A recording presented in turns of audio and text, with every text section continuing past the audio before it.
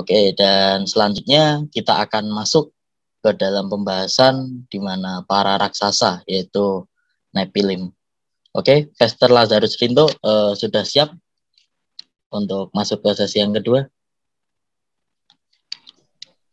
Oke. Mari kita buka Alkitab kita, Kejadian 6, ayat yang keempat, saudara. Demikian firman Tuhan, saya bacakan. Pada waktu itu orang-orang raksasa atau Nephilim ada di bumi. Jadi yang diterjemahkan sebagai raksasa dalam ayat itu, bahasa Ibrani-nya adalah Nephilim. Saya ulangi. Itu Nephilim ada di bumi. Dan juga pada waktu sesudahnya ketika anak-anak Allah menghampiri anak-anak perempuan manusia, dan perempuan-perempuan itu melahirkan anak bagi mereka. Inilah orang-orang yang gagah perkasa di zaman purbakala, orang-orang yang kenamaan. Nephilim atau orang-orang raksasa, ya saya jelaskan akar katanya, berasal dari kata Nephal. Nah, akhiran im di belakang itu menunjukkan jamak, bukan tunggal. Jadi ini banyak.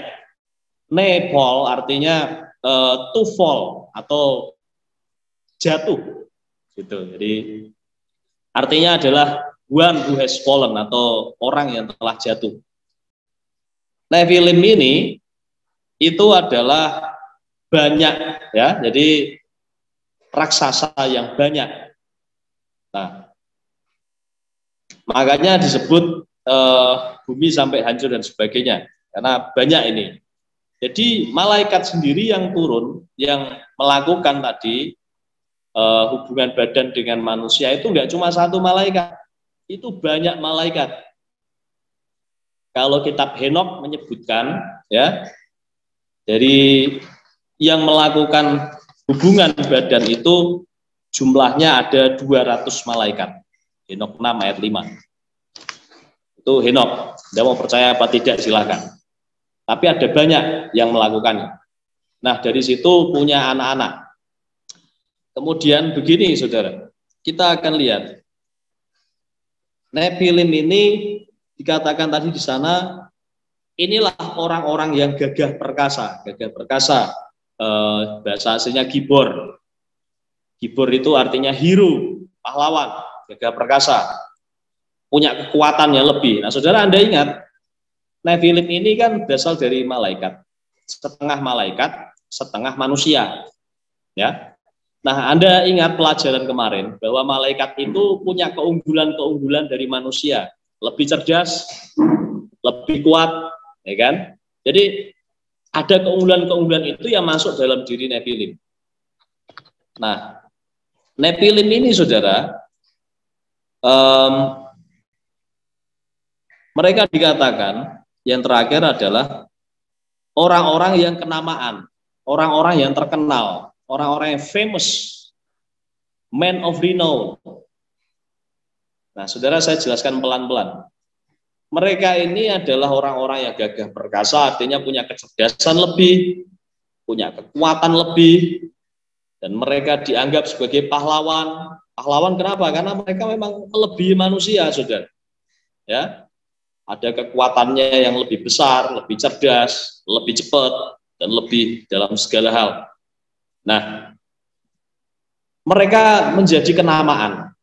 Nah, ini yang sering jadi masalah besar. Tadi dikatakan, saya ulangi ayat itu, pada waktu itu orang-orang raksasa ada di bumi dan juga pada waktu sesudahnya. Sudah apa nih maksudnya? Kata-kata waktu sesudahnya, kemudian kenamaan.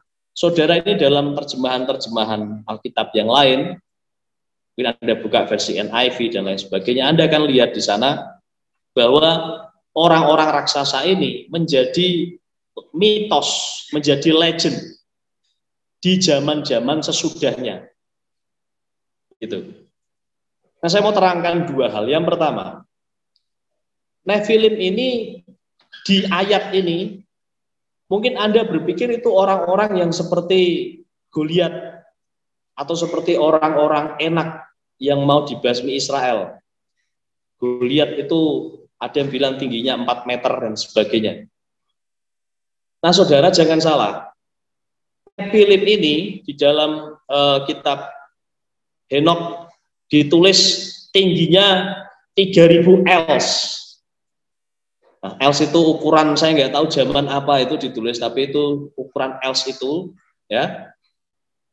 Saya lupa perkalian ya, nanti Anda cek sendiri. Tapi saya ingat jumlahnya. 3000 els itu jumlahnya sama dengan 1,350 kilometer. Sekali lagi saya ulangi. 3000 els itu artinya 1,350 kilometer. Bayangin, 1 kilometer lebih. Hampir 1,5 kilometer. Saya tidak tahu Monas berapa itu. Monas nggak sampai 1 kilo. Cuma berapa ratus meter. Kita bayangkan dulu. 1,350 kilometer. Tingginya segitu. Saudara, dengan ini saya harap Anda mengerti kenapa Tuhan sampai bikin air bah, saudara. Nah, orang segitu, saudara. Nah, itu kan 10 kalinya Monas berarti ya. Kalau mereka cuma, katakanlah tingginya cuma 4 meter, ngapain Tuhan kasih air bah yang menutupi semua gunung-gunung, saudara? Iya enggak, saudara? Dan masalahnya tingginya segitu. Maka Mount Everest pun harus tenggelam juga. Betul, saudara? Ya, saya harap Anda mengerti sekarang kenapa harus air bah yang dikasih Tuhan. Saudara, itu yang pertama saya mau sampaikan. Kemudian yang kedua, saudara. Banyak orang menganggap bahwa setelah daripada air bah ini, Nephilim masih ada. Saya mau bilang sudah tidak ada, saudara. Saya tunjukkan buktinya, Kejadian 6 ayat yang ke-7. Dikatakan demikian. Berfirmanlah Tuhan, aku akan menghapus manusia yang telah kuciptakan itu dari muka bumi, baik manusia maupun hewan, dan binatang-binatang melata, dan burung-burung di udara, sebab aku menyesal dan bahwa aku telah menjadikan manusia. Saudara, saya rasa memang benar kalau Alkitab itu perlu diterjemahkan ke banyak bahasa, supaya kita semua kaya pengetahuan, karena tidak mungkin diterjemahkan hanya dalam satu bahasa saja. Coba kita lihat. Aku akan menghapus manusia yang telah kuciptakan itu dari muka bumi, baik manusia maupun hewan. Hewan ini benar. Ada yang menerjemahkan sebagai bis dan lain sebagainya. Dan binatang-binatang melata. Nah, binatang-binatang melata ini, kita kalau dengar binatang-binatang melata, kita berpikirnya semut, kemudian apalah yang berkeriapan di tanah itu kan begitu, saudara. Tapi, saudara, ayat ini atau kata ini artinya luas sekali. Binatang melata itu nanti Anda cek juga sendiri boleh, berasal dari kata remes. Nah, remes ini berarti semua yang bergerak di muka bumi. Ya enggak? Semua yang bergerak di muka bumi. Bahkan ada yang menulis, jadi semua living things, semua yang hidup di muka bumi. Artinya adalah Nephilim termasuk, mati semua. Sudah selesai itu Nephilim di situ. Dan nggak ada lagi. Loh, Kak, tapi kan gini, waktu orang Israel mengintai tanah Kanaan, mereka lihat tanah Kanaan itu ada orang-orang raksasa, kan begitu. Kemudian ada yang bilang juga, lah Goliat itu kan raksasa juga, Kak. Saudara balik ke ayat tadi, saudara. Saya akan coba bacakan. Ayat yang keempat. Kejadian 6 ayat yang keempat. Pada waktu itu orang-orang raksasa ada di bumi. Dan juga pada waktu sesudahnya. Sebenarnya kata-kata ini mestinya ditaruh di belakang. Juga. Ketika anak-anak Allah menghampiri anak-anak perempuan manusia, dan perempuan-perempuan itu melahirkan anak-anak bagi mereka, inilah orang-orang yang gagah perkasa, inilah hero-hero, inilah pahlawan-pahlawan, orang-orang yang terkenal.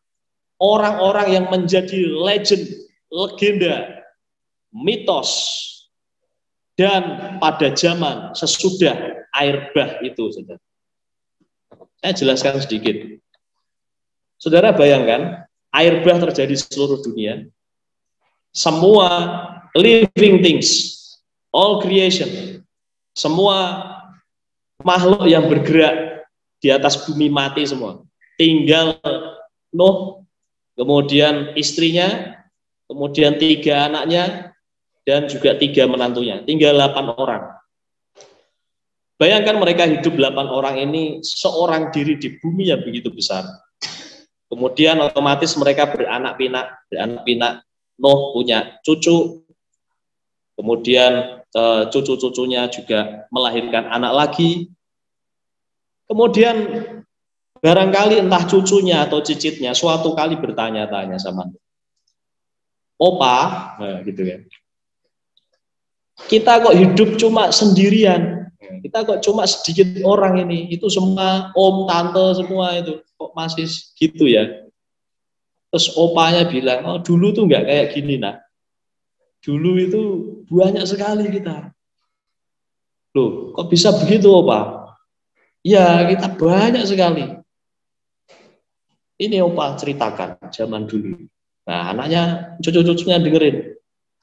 Zaman dulu itu kita banyak, jutaan orang, miliaran, tapi dunia begitu jahat. Lalu Tuhan menghukum dunia ini dengan air bah. Itu sebabnya saudara, Anda pergi ke belahan dunia manapun, pasti ada cerita tentang air bah. Entah versinya apapun, pasti ada. Setelah itu, cerita lagi. Cucunya tanya kan, zaman itu orangnya kayak apa kok sampai seperti itu, Opa? Lalu Opa Nuh bercerita, gini loh, dulu itu ada malaikat-malaikat. Tapi dia ceritanya ya, ada yang nangkepnya malaikat, ada yang nangkepnya dewa-dewa, gods.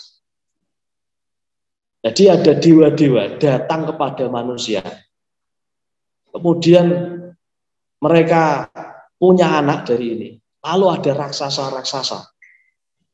Ada Nephilim. Nah saudara, dari situlah ketika mereka mendengar Nephilim. Nephilim itu tinggal legend, legenda, mitos yang didengar oleh anak cucu Nuh sampai hari ini. Makanya di Israel ketika mereka ketemu sama orang enak, mereka menyebutnya Nephilim karena itu legend buat mereka. Nanti kalau Anda baca, katakanlah di Bilangan 13 ayat 33.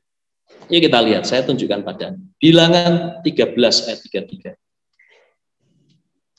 Bilangan 13 ayat 33.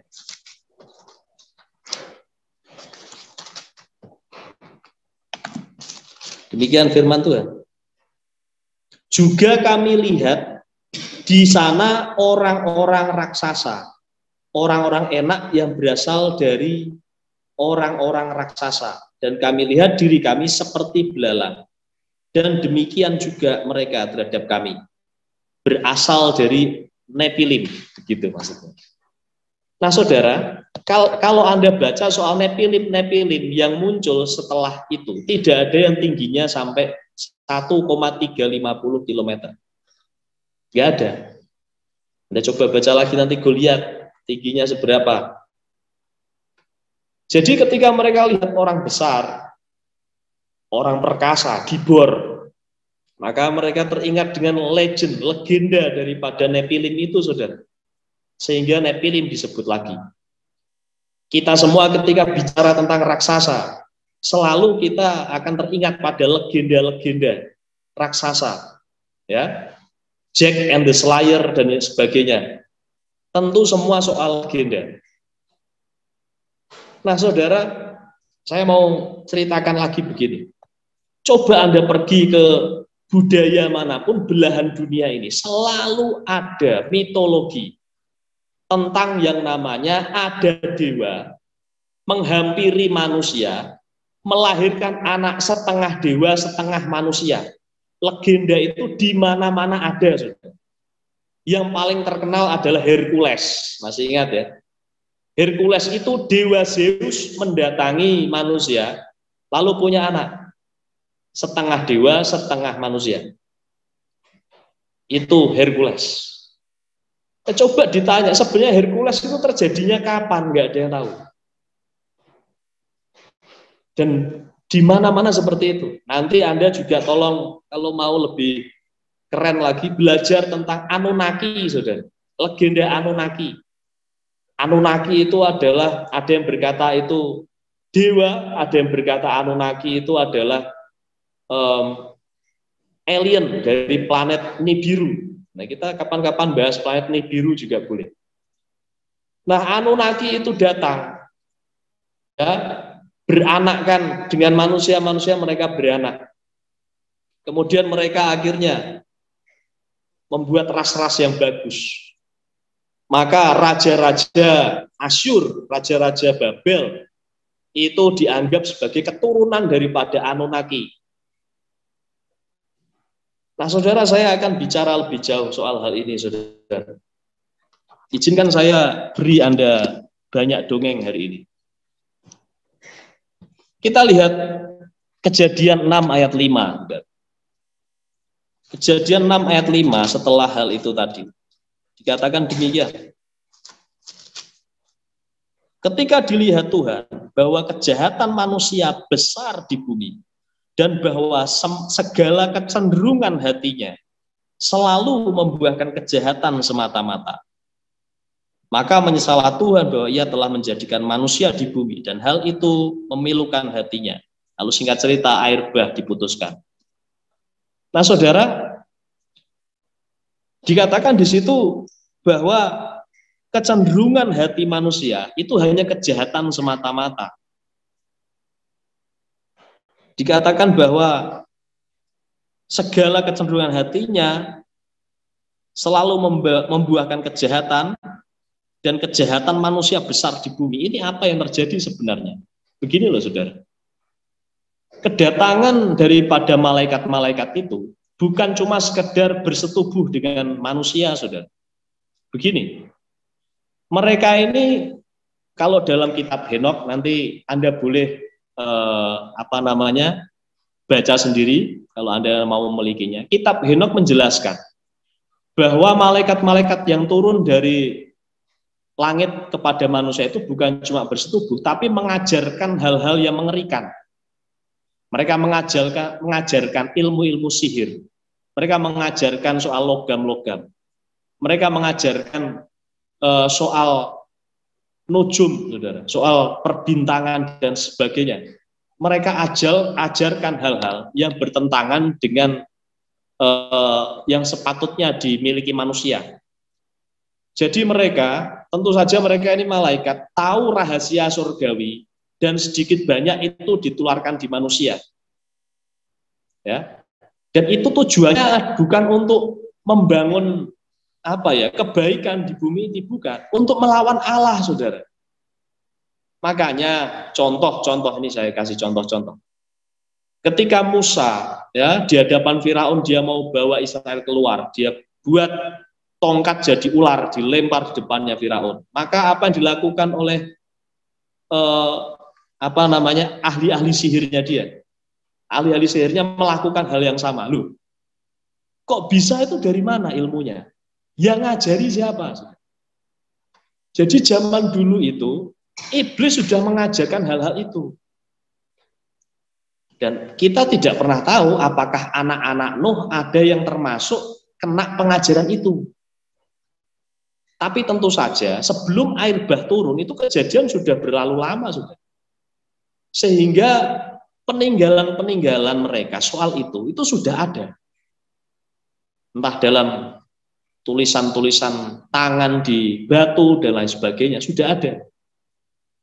Sehingga ilmu-ilmu semacam itu masih turun-temurun. Dalam sejarah mitologi Anunnaki, saudara. Anunnaki itu, ya yang tadi dikatakan dewa-dewa, turun itu ngajari mereka memang. Ngajari mereka tentang perbintangan, ngajari mereka tentang sihir dan lain sebagainya. Makanya dunia sejarah dibuat heran oleh Raja Hammurabi. Mungkin Anda pernah ingat. Hammurabi dianggap sebagai raja yang punya hukum, punya tatanan yang sangat-sangat maju, yang tidak masuk akal di zamannya. Karena dia menghasilkan sebuah hal-hal yang sangat canggih, menata kota dan sebagainya. Nah, dari cerita Anunnaki bahwa Hammurabi ini keturunan daripada Anunnaki, saudara.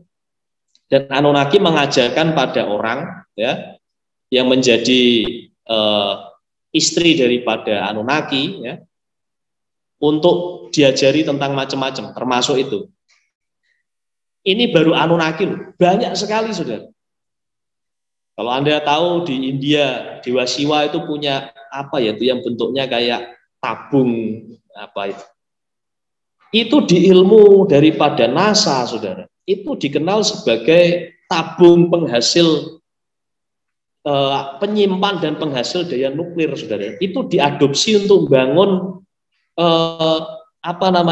reaktor-reaktor nuklir, saudara. Di zaman itu dewa, ya. Itu sebabnya dalam Alkitab Perjanjian Baru, saudara, Tuhan menyatakan bahwa iblis pun dapat menyamar sebagai malaikat terang. Malaikat terang itu yang dimaksud adalah dewa. Jadi iblis itu, malaikat yang jatuh itu, the fallen angel, ketika turun ke dunia, dia menjadi dianggap dewa-dewa. Makanya kalau Anda lihat dewa-dewa, mukanya mirip manusia semua, ya kan? Tapi ada yang aneh-aneh memang, tapi punya tangan, punya kaki. Kalau dewa itu lagi baik-baik, mukanya cakep-cakep begitu kan? Salah satu yang kesaksian-kesaksian yang pernah bertemu dengan yang begitu-begitu bilang kalau lagi baik, mereka kalau lagi senang hatinya baik, mukanya cakep. Tapi ketika dia marah, mengerikan mukanya. Nah itu. Kenapa mukanya masih ada cakep-cakepnya? Masih bisa berwujud cakep seperti itu? Ya karena mereka asalnya malaikat, saudara. Kelasnya dewa loh ini. Saya nggak ngomong soal hantu, jin, pocongan, dan lain sebagainya. Saya nggak ngomong itu. Ini saya baru ngomong setan di level malaikat. Nah, ketika mereka mengajarkan hal itu kepada manusia, manusia itu begitu jahatnya menentang Tuhan. Jadi sampai tadi dikatakan kecenderungan hatinya, dalam bahasa lain dikatakan imajinasinya atau perspektif berpikir yang lain di samping daripada yang nyata dia pikirkan sekarang. Itu keinginan hatinya, alam bawah sadarnya, hasratnya, kerinduannya, itu adalah kejahatan semata-mata. Pokoknya pengen ngerusak, pengen ngelawan Allah dan sebagainya. Kenapa begitu? Karena mereka memang jengkel sama Tuhan. Karena mereka diusir dari surga dulunya. Makanya hal yang diajarkan pada manusia itu soal itu semua untuk melawan Allah. Ada yang ngajari soal logam. Makanya sampai sekarang kita bingung. Kok zaman itu orang bisa bikin logam-logam seperti itu ya? Kok zaman itu dengarkan baik-baik. Hampir di seluruh dunia peradaban-peradaban kuno itu punya peninggalan-peninggalan arkeologis yang nggak masuk akal bisa dibuat di zaman itu. Contoh piramid, sampai sekarang kita nggak pernah bisa tiru teknologi itu. Kok bisa ya? Piramid di Mesir, piramid di Aztec, kemudian ada batu-batu besar di di Inggris, di Jepang. Itu semua kok bisa sampai di sana? Dan teknologi peninggalan lain. Bahkan ada yang pernah mengulik peninggalan-peninggalan kuno itu, ketika ditarik garis, itu ternyata nyambung semua satu garis di muka bumi itu. Loh, itu zaman itu kan belum ada janjian internet seperti sekarang kan, kamu bikinnya di sana, di belahan lain sih, kan enggak kan? Tapi bisa ditata sedemikian kok satu garis, saudara. Itu kalau bukan malaikat yang turun dari surga tadi atau dari batasnya dia, itu nggak mungkin. Mereka hasilkan kejahatan dan kemudian nanti Saya tidak perlu buka ayatnya, tapi di kitab Henokh berkata, Nephilim ini, saudara, dia nggak cuma jadi raksasa kemudian berkawan dengan manusia, tidak. Karena dia besar, super power, dia kemudian akan memakan hasil dari semua yang dikerjakan manusia, dia makan habis. Hasil taninya, hasil peternakannya dimakan. Kalau sampai hasil itu habis, gantian yang dimakan manusia. Saudara. Itu kitab Henokh ngomong seperti itu. Bumi penuh dengan darah. Nephilimnya jahat, manusianya juga jahat. Dewa-dewanya itu disembah terus. Saudara, itu sebabnya kita perlu berpikir begini. Kalau tadi pertanyaannya, jadi Nephilim itu orang-orang yang malaikat kawin dengan manusia kemudian melahirkan sesuatu, itu zaman sekarang terjadi apa tidak dan sebagainya. Begini, coba Anda perhatikan setiap mitos, setiap legenda yang bicara tentang dewa bersetubuh dengan manusia melahirkan anak, ya, entah namanya Hercules atau entah kalau di lokal-lokal itu entah baru pelinting dan sebagainya. Coba dicek kejadiannya itu kapan. Pasti tidak pernah ada yang tahu kapan. Semua serba mitos, saudara. Semua serba legenda. Karena sebenarnya itu adalah cerita soal Nephilim turun-temurun, diceritakan terus kepada generasi ke generasi. Sehingga mereka nggak pernah ngerti itu terjadinya di mana, kapan terjadi. Dan bayangkan Nephilim itu nggak cuma adanya di Indonesia atau nggak cuma ada di Israel atau di Timur Tengah, saudara. Ya, malaikat itu tebar di seluruh dunia. Jadi seluruh dunia punya cerita, punya peninggalan-peninggalan soal datangnya dewa-dewa tadi dan munculnya manusia ras baru, manusia setengah dewa. Nanti Anda baca betapa jahatnya yang diajarkan iblis itu Henokh 7 dan 8. Pasal 7 dan 8. Dan nanti ada pasal lain juga perkataan Tuhan. Tapi itu ada di sana. Mari lihat apa kata Yesus tentang iblis. Matius 12 ayat 43. Demikian firman Tuhan. Apabila roh jahat keluar dari manusia. Kita ngomong soal roh jahat.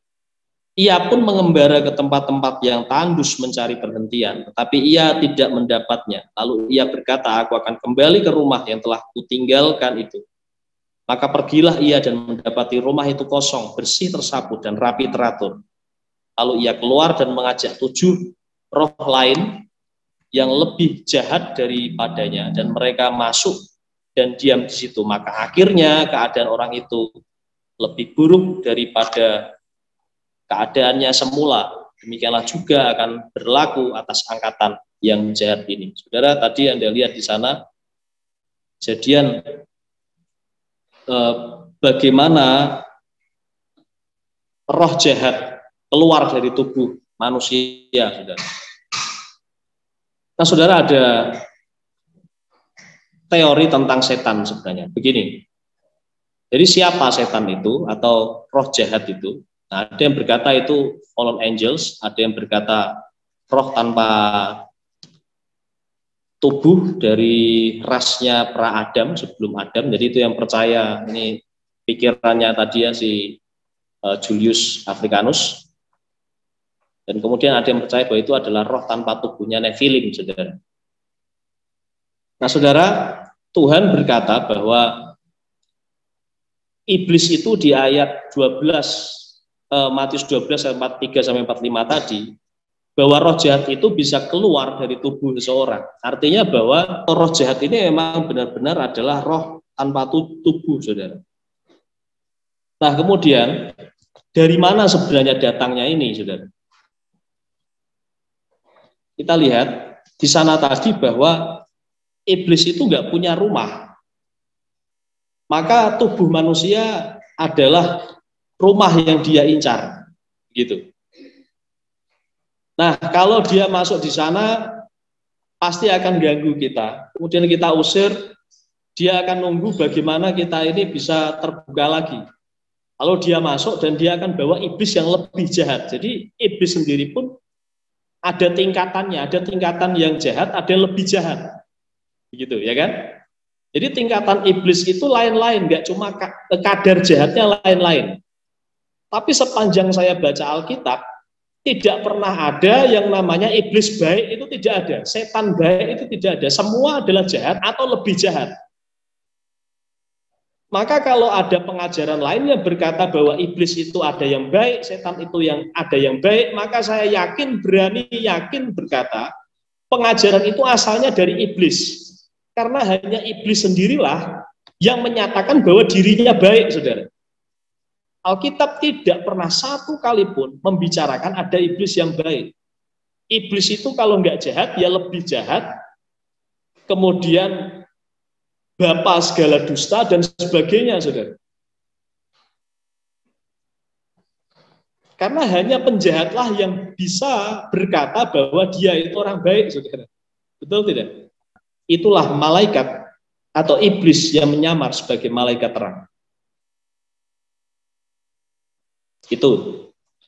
Nah, kemudian kita lihat ya 2 Korintus 5 ayat 1 sampai 3. Karena kami tahu bahwa jika kemah tempat kediaman kita di bumi ini dibongkar, artinya tubuh kita dibongkar, Allah telah menyediakan suatu tempat kediaman di surga bagi kita, suatu tempat kediaman yang kekal yang tidak dibuat oleh tangan manusia. Ayat 2. Selama kita di dalam kemah ini, di badan ini, di tubuh ini, kita mengeluh karena kita rindu mengenakan tempat kediaman surgawi di atas tempat kediaman kita yang sekarang. Ayat 3. Sebab dengan demikian kita berpakaian dan tidak kedapatan telanjang. Saudara, kita ini, tubuh kita ini cuma rumah. Artinya kita pun adalah makhluk roh, saudara. Cuma kita punya rumah, punya tubuh. Kita adalah makhluk roh. Tapi iblis-iblis atau roh-roh jahat tadi, ya, yang kita sebut tadi, itu ada yang tidak punya tubuh sama sekali. Itu sebabnya dia maunya masuk di kita tuh. Jadi kata Ibrani untuk sebutan setan atau demon, ya, bahasa Ibraninya itu tamu neval.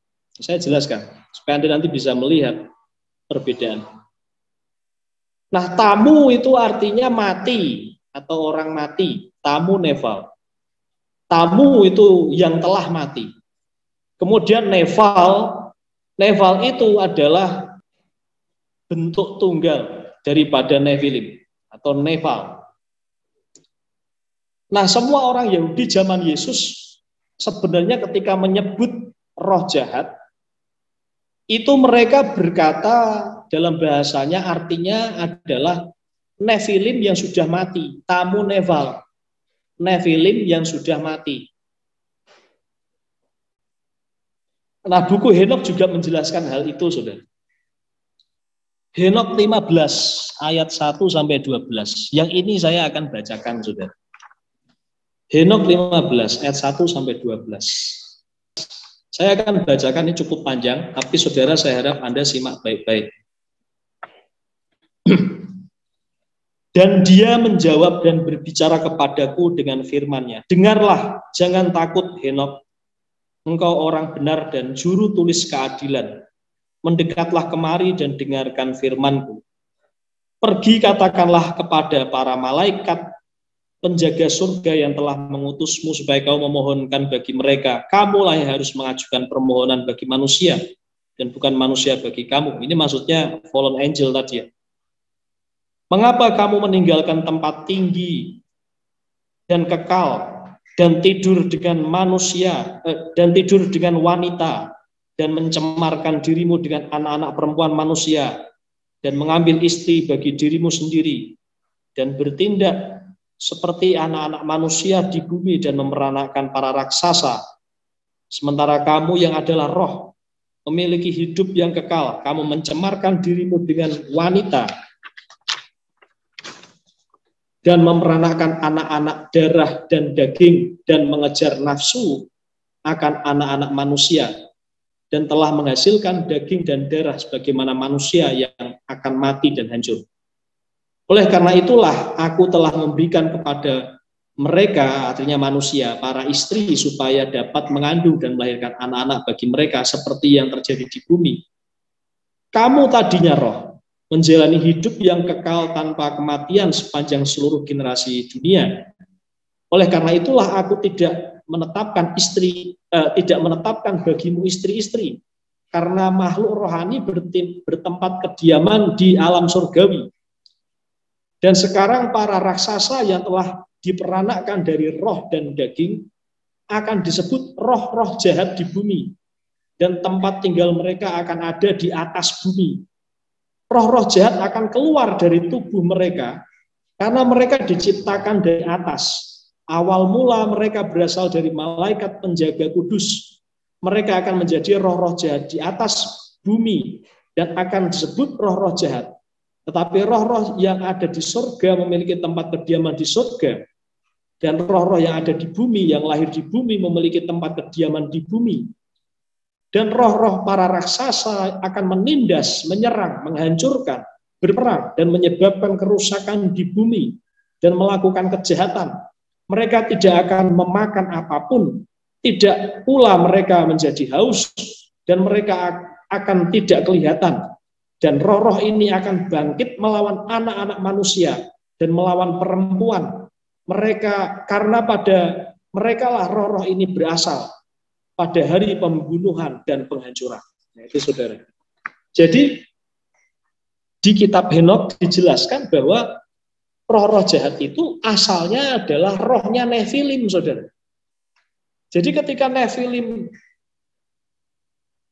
dibunuh oleh banjir besar tadi, badannya mati, rohnya keluar. Nah, rohnya ini karena asalnya yang pertama berasal dari benih malaikat, dari surga. Mau kembali ke sana nggak bisa juga, karena dia ada di benih manusia juga, dari bumi. Nah, karena hal itulah, maka roh ini tetap ada melayang-layang di bumi, tapi dalam dimensi ekstra. Nah, karena dia benci pada manusia tadi, benci pada perempuan, benci pada manusia, akhirnya roh-roh jahat ini menentang manusia.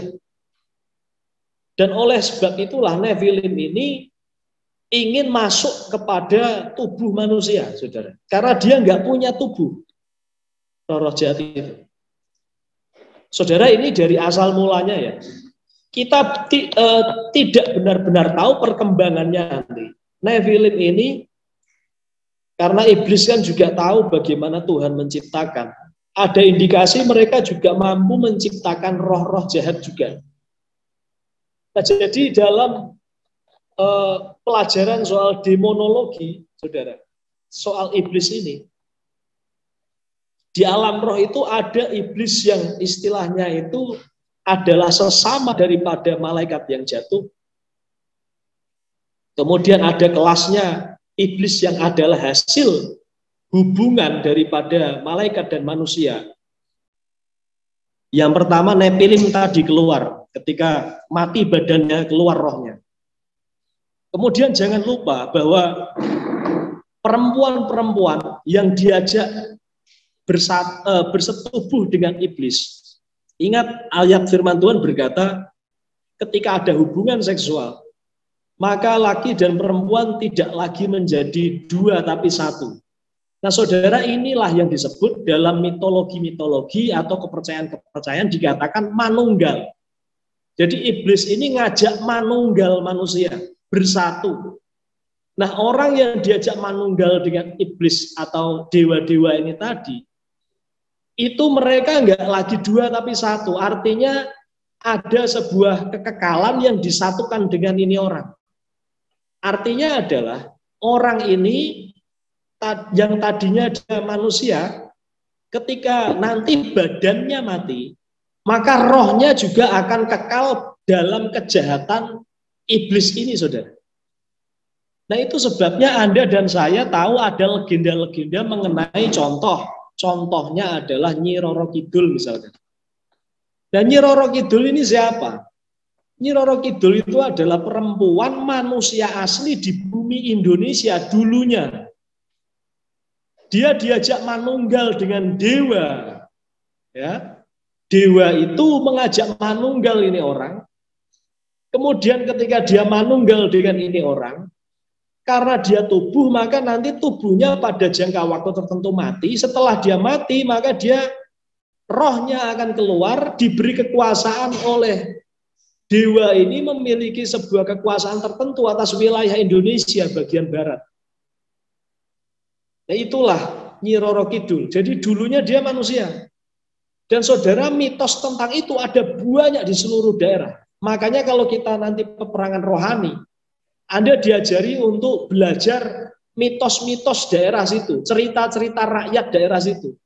Karena sebenarnya cerita-cerita rakyat itu menggambarkan apa yang terjadi dulu di zaman-zaman purbakala itu, saudara.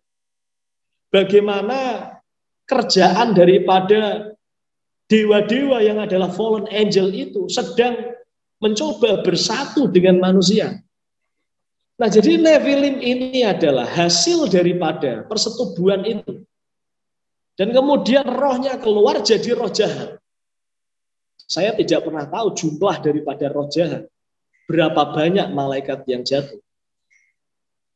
Kalau Henok berkata ada 200 malaikat, kita jangan langsung berpikir berarti ada 200 wanita di bumi yang diajak bersetubuh loh. Kalau manusia jahat, mohon maaf ya, yang dalam tanda kutip maniak seks saja, satu laki-laki bisa bergonta-ganti puluhan wanita, kan begitu. Dengan kekuatan manusiawinya loh. Nah ini malaikat loh, saudara. Jauh lebih perkasa, jauh lebih jahat daripada itu, saudara. Sudah berapa ribu, berapa juta manusia, perempuan yang sudah disetubui, kita nggak ada yang tahu. Dan itu berlangsung nggak cuma sekali mereka. Ketika mereka udah turun ke dunia ya sudah nggak bisa balik lagi ke sana kan. Makanya mereka sempat mengajari ilmu-ilmu itu. Jadi ada waktu yang panjang. Entah berapa juta manusia di dunia ini yang sudah diajak bersetubuh. We never know. Tapi yang jelas roh-roh jahat berasal dari itu. Kalau sampai hari ini roh-roh jahat itu jumlahnya begitu banyak. Miliaran dan sebagainya, jutaan sampai nggak terhitung. Jadi kita bisa tahu segitu banyaklah keturunan yang dihasilkan oleh malaikat-malaikat itu dulu. Jangan bilang lo kok nggak kesel ya. Wah, ini makhluk surgawi, saudara. Ini bukan kita nih yang gampang loyo lagi-lagi. Ini guyon sedikit ya. Tetapi saudara, itulah yang terjadi, itulah yang dikatakan oleh firman Tuhan, itulah yang dikatakan oleh naskah-naskah yang juga mungkin selama ini disembunyikan. Dari sini Anda harus tahu, begitulah roh jahat muncul, dan saya rasa bagaimana roh jahat bisa masuk ke dalam tubuh manusia, saya harus menjelaskan itu pada sesi yang berikutnya. Saya rasa akan lebih baik ketika itu dijelaskan dengan lengkap di sesi yang berikutnya. Bagaimana roh jahat bisa masuk ke dalam tubuh manusia. Tapi yang jelas Anda tahu sekarang, setan-setan yang disebut roh jahat atau setan yang S-nya kecil, iblis I-nya kecil, mereka adalah roh tanpa tubuh yang ingin masuk dalam manusia. Kira-kira begitu. Saya selesai sampai di sini saja.